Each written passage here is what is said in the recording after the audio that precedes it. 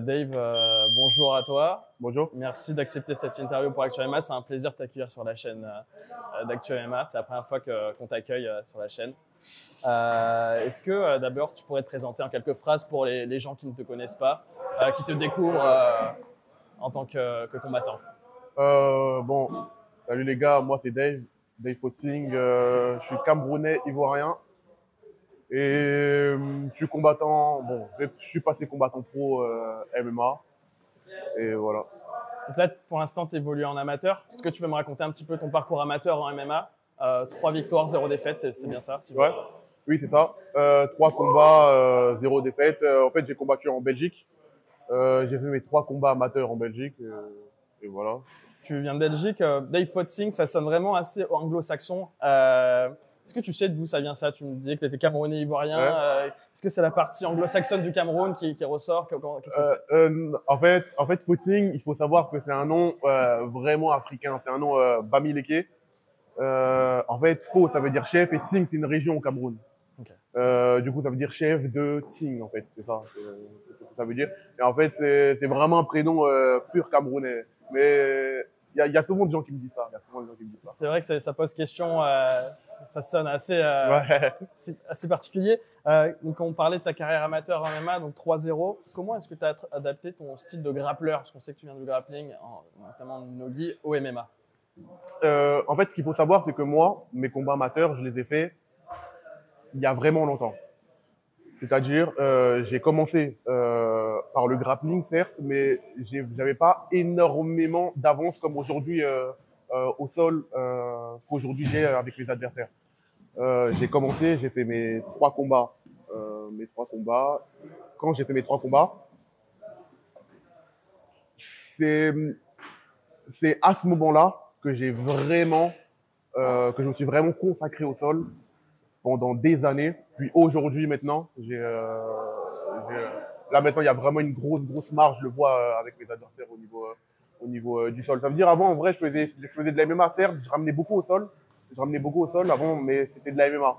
Aujourd'hui, c'est vraiment qu'il y a une grosse différence au niveau du sol, parce que c'était vraiment, en fait, c'est vraiment une discipline que je suis. Le grappling, c'est vraiment ce que j'aime. Oui. Et qu'est-ce qui change du coup entre le grappling pur et le grappling version MMA? Est-ce que tu as reparé des différences, aussi des marges de progression, j'imagine, aussi dans cette discipline qui est nouvelle, entre guillemets, Ouais. depuis que tu as commencé le MMA? Bah, déjà, au MMA, tu te prends des parpaings, hein.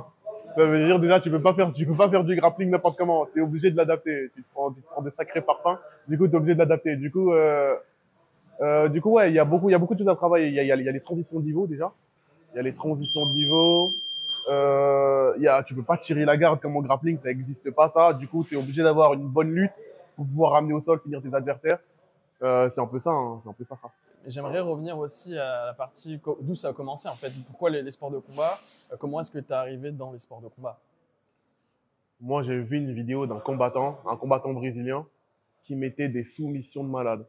Il mettait des triangles à la volée dans la cage et faisait des trucs de dingue dans la cage. J'ai oublié son nom. En plus, j'ai recherché, je crois que c'est un combattant du Bellator, je suis pas sûr. J'ai peut-être des conneries, mais il était incroyable. Et quand j'ai vu ses combats, je me suis dit, il faut que je fasse ça. Et directement, dès que j'ai vu ça, je me suis lancé dans un club de grappling pas loin de chez moi. Et directement, j'ai voulu commencer. Du coup, déjà à ce moment-là, je préférais déjà le sol. Je préférais déjà le sol à cause de ce que je voyais que le striking. Après, aujourd'hui, je commence vraiment à kiffer le striking, mais voilà, avant, c'était différent. Et c'est dans quelle année ça, ce combattant? Parce que toi, tu n'as que 22 ans hein, Ouais. aujourd'hui. En fait, c'était un ancien combattant et moi, quand j'avais vu, c'était déjà des vidéos qui dataient énormément. Ok. J'avais vu, je crois, une vidéo, c'était des best soumissions de je sais plus quelle organisation, les meilleures soumissions de je sais plus quelle organisation. Ouais. Et en fait, dans cette vidéo-là, il y avait le combattant là, il mettait des soumissions de malade. Et ça m'a, j'ai vu ça, je me suis dit, ouais, faut que je fasse pareil. Enfin, ça, faut vraiment que je fasse pareil. Donc ça t'a inspiré et tu t'es inscrit directement à côté de chez toi? Ou directement, je suis parti, j'ai fait du grappling à côté, dans une salle à côté de chez moi. Puis après, ce qui s'est passé, c'est que pour progresser plus, je suis venu au MMA Factory et je continuais quand même à me développer plus en grappling. En fait, j'allais directement dans cette direction-là. Un combattant du sol, même si j'étais en MMA, Et je me suis dit que et à un moment, je me suis dit, il faut que je fasse une pause sur les MMA. Et pendant plusieurs années, il faut que je fasse que du sol.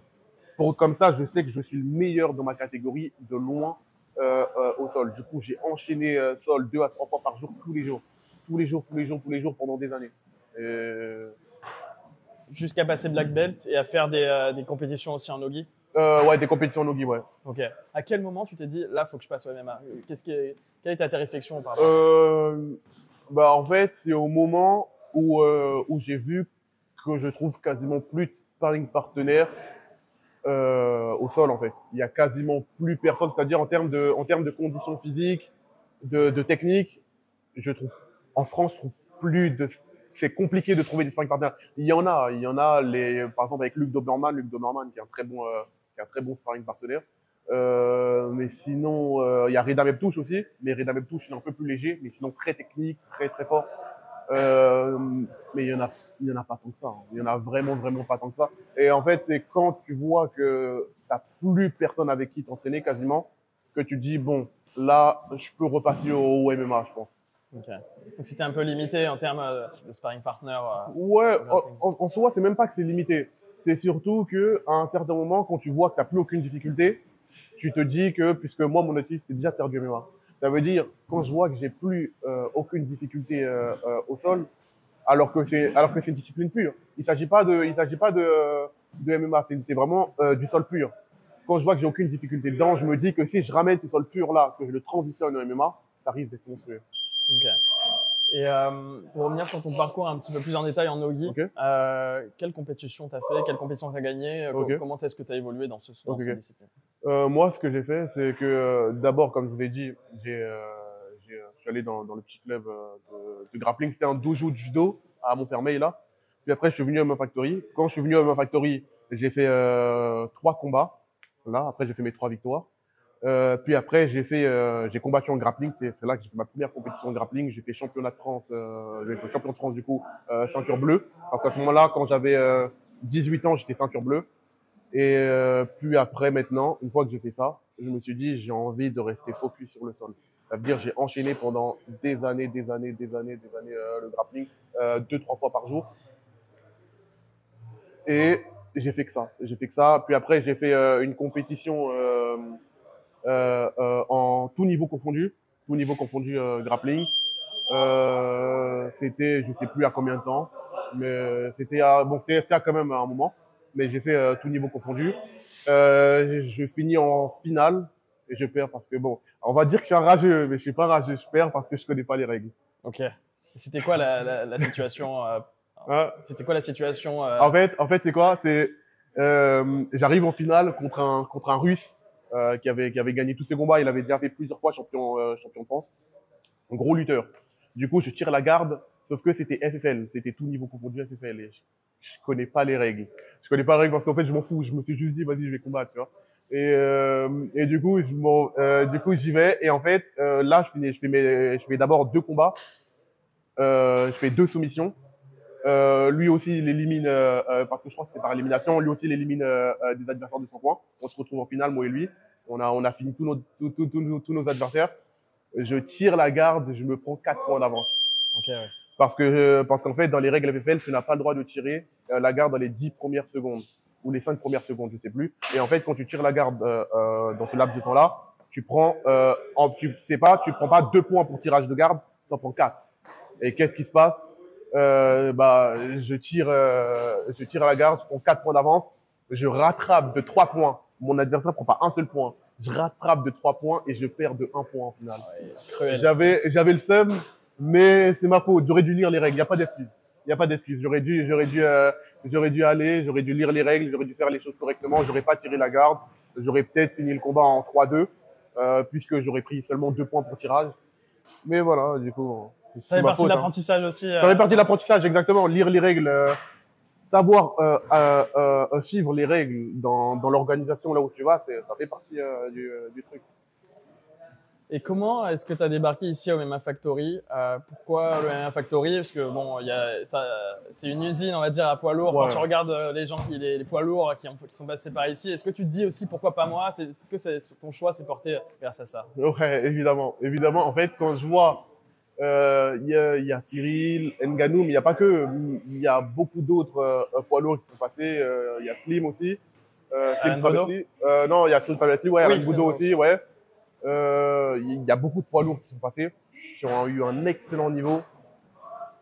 Évidemment que je me dis pourquoi pas moi, surtout que sans aucune prétention, je pense avoir les armes. J'en suis sûr même, tu vois, de toute façon c'est un sport, faut être sûr de soi. J'en suis sûr d'avoir les armes pour faire ce que j'ai envie de faire. Et justement, où est-ce que tu te situes, toi, dans ton niveau en MMA? On t'a vu tourner avec les cadors, donc Cyril Gane, on a fait pas mal de vidéos sur les réseaux. Est-ce que tu te sens vraiment à des années-lumière de son niveau ou pas très loin? Où est-ce que tu te situes, toi? Ok, moi, déjà Cyril Gane, c'est le meilleur sparring partenaire que j'ai eu. Déjà, c'est le meilleur sparring partenaire que j'ai eu. Et j'irai pas à des années-lumière. Techniquement, déjà, j'arrive à gérer. Bon, il y a une petite différence quand même au striking. Il est très, très, très, très mobile. Mais là où vraiment l'écart se creuse, je pense que ça va être dans la stratégie de combat et dans l'expérience dans la cage. Je pense que ça va vraiment être ça. Pourquoi? Parce qu'en fait, moi, je suis poids lourd. Je suis poids lourd, ça veut dire il y a pas beaucoup d'adversaires. Je monte très, très vite. Ça veut dire là, par exemple, j'ai fait mes 3 combats, 3 victoires. Je me suis entraîné pendant un moment en grappling pour passer ceinture noire, pour avoir un excellent niveau. Là, je sais que si demain je combats, je sais que je vais vite monter. Je sais que je vais très très vite monter. Et en fait, je vais pas avoir autant d'expérience, je pense, que quelqu'un comme Cyril Gane. Je pense qu'il y aura vraiment un écart en termes d'expérience que quelqu'un comme Cyril Gane. Ouais. Tu dis que la division poids lourd est assez ouverte par rapport aux autres catégories en général. Et est-ce que tu vois la chose comme si jamais quand tu vas faire tes débuts pro, tu risques si tu enchaînes rapidement, tu peux monter assez vite. Est-ce que tu te... Ouais, mais vraiment, je pense même que c'est un fait. Je pense aujourd'hui vraiment c'est un fait. Il y a une grande différence. Par exemple, quand tu regardes les 70 kilos, ça n'a rien à voir avec les poids lourds. C'est pas que on triche pour monter plus vite, etc. C'est juste que il y a pas assez de monde ultra complet, ultra bon physiquement, etc. Mais il y a quand même un gros niveau. Il y a quand même un gros niveau. Mais comparé aux 70 kilos, non, c'est pas pareil. Te concernant donc ton point fort, on en parlait, donc c'est le grappling, le corps à corps, le sol. Quelle est ta marge de progression la plus importante? J'imagine qu'elle se situe dans le striking. Est-ce qu'il y a un type de striking qui t'intéresse le plus? La boxe anglaise, le kickboxing, le muay thai? Comment est-ce que tu vois la chose? Comment est-ce que tu comptes évoluer aussi en termes de combattant MMA? Moi, ce que je préfère, c'est la boxe anglaise. Et du coup, en vrai, pour adapter, ça va surtout être de prendre son niveau. Hein. Ça va surtout être des transitions de niveau pour adapter mon jeu. Je pense que ça va surtout être ça. Ça va être de l'anglaise pure et ça va être des transitions de niveau. Des transitions de niveau, je pense que ça va être ça le secret. Ok, on verra ça. Beaucoup t'ont découvert il y a quelques semaines, on en parlait grâce à une vidéo où tu tournais en sparring avec Cyril Gane, ici même. Donc des images qui ont fait le tour des réseaux sociaux. Il a beaucoup été critiqué, Cyril, pour son niveau au sol et son niveau en lutte. Comment est-ce que tu juges, toi, son niveau à lui au sol et en lutte? Ok. Moi, déjà, je pense que les gens ne se rendent pas compte à quel point Cyril a progressé. Vraiment, quand je dis que je pense que les gens ne se rendent pas compte, ils ne s'en rendent vraiment pas compte. Moi, j'ai vu Cyril, avec son niveau aujourd'hui, soumettre des ceintures noires. Quand je dis que Cyril a vraiment progressé, il a vraiment progressé. Mais les gens ne se rendent pas compte. Pourquoi? Parce qu'ils voient moi, ils se disent, bon, il doit pas être très bon au sol. Du coup, Cyril, il est pas mis en avantage. Du coup, je pense que c'est peut-être aussi le fait que les gens n'imaginent pas le niveau que j'ai aussi au sol, peut-être, je sais pas. Moi, ce que je propose, d'ailleurs, j'en profite de la plateforme s'il y a des gens, s'il y a des promoteurs. Moi, ce que je propose, c'est on fait une poule de 8. Vous mettez moi et Cyril dans la poule. Vous ramenez les poids lourds de grappling. Je sais pas, un promoteur, il s'organise comme il veut. Moi, je parie que moi et Cyril, on finit en finale. Ok. Ouais, moi, je parie que moi et Cyril, on finit en finale. Ok. Après, bon, on verra. C'est une proposition aux promoteurs, ceux qui se proposent pour s'il y a organiser ça. s'il y a des promoteurs qui sont intéressés, Et même pour moi, parce qu'en fait, puisque je combats pas, je suis en inactivité. Ça veut dire qu'il y a des promoteurs même qui sont intéressés pour me mettre dans la cage avec des adversaires avec n'importe qui en vrai, n'importe qui. Tant qu'il a un bon niveau, je suis pas à relever le défi. Hein. Je suis pas à relever le défi. S'il y a des promoteurs qui sont intéressés ou quoi que ce soit, j'en profite de la plateforme pour le dire. C'est le moment. Ouais, j'en profite de la plateforme pour le dire. Et en grappling ou en MMA? En grappling. En grappling, ouais, en grappling. Le message est passé. Ouais, le message est passé, je pense. Qu'est-ce que tu lui apportes, toi, à Cyril, en termes d'adversité au sol? Qu'est-ce que tu apportes en grappling? J'imagine que tu l'aides aussi sur des points au sol. Et lui, j'imagine qu'à l'inverse aussi, tu apprends des choses en MMA. Ouais. Qu'est-ce que qu'est-ce que lui m'apporte et qu'est-ce que moi je l'apporte? Oui, c'est ça. Ok. Cyril, il est très mobile. Il est très mobile, il a un très bon striking. Il a une très bonne condition physique. Déjà, il y a tout ça. Il y a le fait en tant que moi, boxeur grappleur qui va essayer avec les transitions de niveau, essayer de ramener Cyril au sol. S'il est très mobile, c'est compliqué. Et vraiment, il n'y a pas beaucoup d'athlètes comme lui avec qui ça va être vraiment compliqué de ramener au sol. Puisqu'en fait, de toute façon, il s'attend que ça va être ça ma stratégie. Ça veut dire que c'est très très compliqué. Et ça me permet vraiment d'énormément progresser. Et Cyril, en échange, c'est si je le ramène au sol, le fait d'avoir un mec très très lourd sur lui, parce que quand je suis hors combat, je suis environ à 125 kilos. Ouais, je suis entre 125 et 128 kilos hors combat. Ça veut dire Cyril a un adversaire très très lourd, avec une bonne condition physique et un bon niveau technique.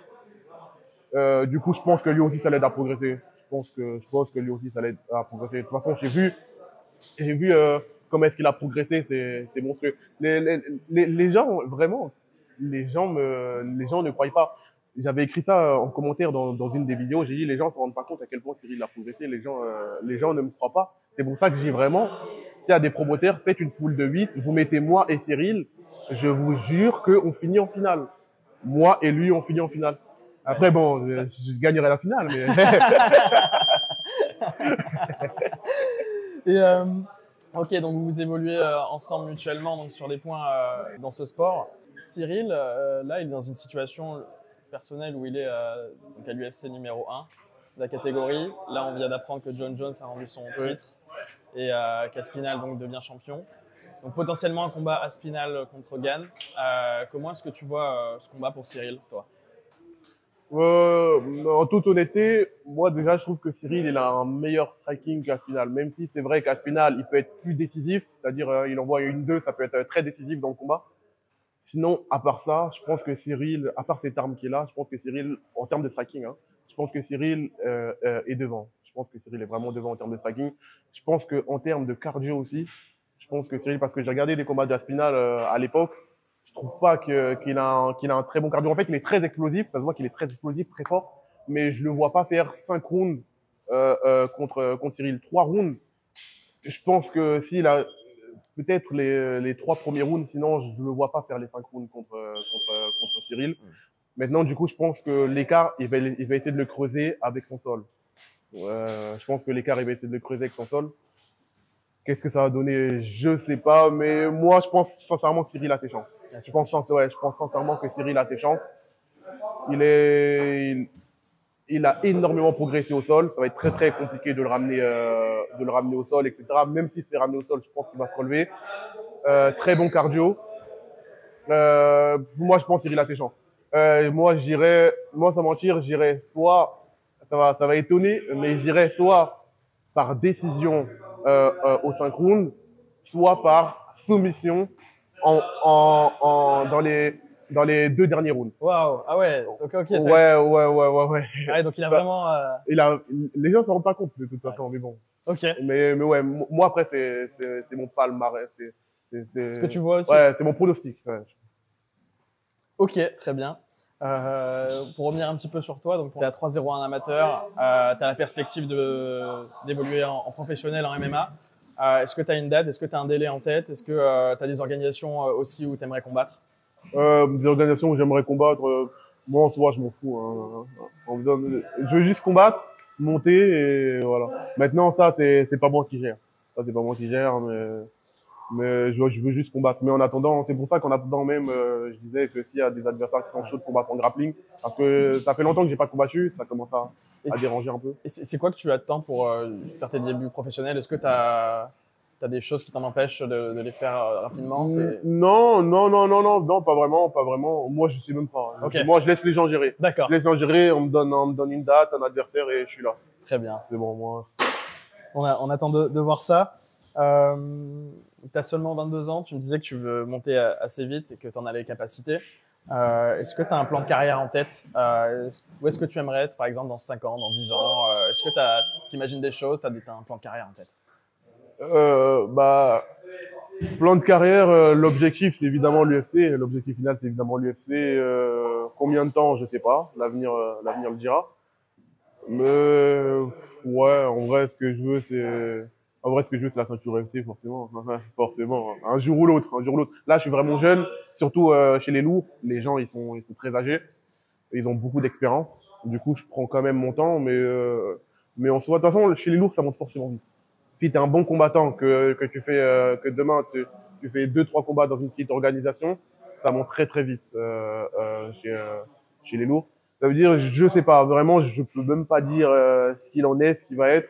Ce qui est sûr, c'est que moi, je m'entraînerai pour réaliser mes objectifs. C'est tout. Bon, on a hâte de voir ça. Et chez les poids lourds, notamment, c'est intéressant peut-être d'en parler avec toi, mais on a vraiment cette image, c'est la réalité, hein, de poids lourds qui sont uniquement des frappeurs, des strikers. Il y a très peu de grappleurs ou de lutteurs chez les poids lourds. Quand tu regardes l'UFC, à part Almeida et Curtis Blades, c'est quasiment que des strikers. Est-ce que tu as aussi envie de casser ce mythe et te dire, toi qui viens du grappling, de montrer aussi que les poids lourds ne savent pas que striker, mais savent aussi lutter, grappler et montrer ça au plus haut niveau à l'échelle internationale? Ouais, évidemment, évidemment, évidemment. En fait, moi, je veux être très complet. Je veux être très complet. Ça veut dire, je veux rentrer dans la cage. Si mon adversaire fait que défendre les takedowns, je veux remonter à la tête. Si il fait que bloquer à la tête, je veux descendre au sol, je veux ramener au sol. Ça veut dire en fait, je vais être un combattant très très complet. Si demain je dois finir en striking, moi je finirai en striking. Si demain je dois finir au sol, j'essaierai de finir au sol. Hein. C'est vraiment ça l'objectif. Honnêtement, Dave, combien de Dave Footing pour éteindre un gorille? Combien de Dave Footing? Honnêtement, combien de mois pour éteindre un gorille? Un gorille quoi? C'est-à-dire un gorille, gorille quoi? Dos argenté? Dos argenté ou un gorille, un autre gorille, c'est. Ok. Honnêtement. Un gorille normal. Honnêtement, attends. Déjà, un gorille, ça a combien de fois la force d'un homme? Je crois que c'est combien, 10 fois la force d'un homme, c'est ça? C'est possible. Scientifiquement, on a. Je sais pas, ça a quoi là? Moi, je dirais 15 days. 15 days. Ouais, je dirais 15 days. Pour un dos argenté ou? Je sais pas ça. Les scientifiques n'ont qu'à nous répondre. Est-ce que donc tu disais qu'il y a un combattant qui t'a inspiré, un Brésilien, notamment avec des soumissions de fou, que tu me disais que tu avais vu des vidéos, que ça t'a donné aussi envie de faire du grappling, etc. Est-ce que tu as d'autres combattants qui t'ont inspiré ou qui t'inspirent encore, qui t'ont inspiré par le passé, qui t'ont donné aussi envie de te lancer dans le MMA? Ouais. Après, étant donné que à ce moment-là, j'étais déjà tourné vers le sol, du coup, c'était surtout des combattants du sol, quoi. Okay. Du coup, Ilia Topuria, je kiffe actuellement. Ilia Topuria, je kiffe son style. Mais à l'époque, ça va être surtout Khabib, etc. C'est surtout des combattants au sol. Jon Jones aussi, je le trouve très très bon, très très complet. Et pour toi, c'est qui le GOAT des poids lourds en MMA? Le GOAT des poids lourds en MMA? Ouais. Le GOAT des poids lourds en MMA, actuellement? Le GOAT, toute génération confondue, celui qui, toute génération confondue, qui a marqué le GOAT, qui a marqué pour toi la catégorie des poids lourds, qui est au sommet de la pyramide chez les poids lourds. Retraité ou encore actif? Déjà, il y a Daniel, je pense que c'est Daniel Cormier quand même. Hein. Je dirais Cormier, il était monstrueux. Champion, hein. Il était monstrueux celui-là. Parce qu'il y a aussi ce côté lutteur, ce style de lutte. Ouais, il était très très complet. Il était très très complet, Cormier. Ouais, je pense que Cormier c'est. Ok, c'est ton numéro 1. Ok, très bonne réponse. Quel est pour toi le GOAT du MMA, toutes catégories confondues? Le GOAT du MMA, toutes confondues. Attention. Le GOAT du MMA, toutes catégories confondues.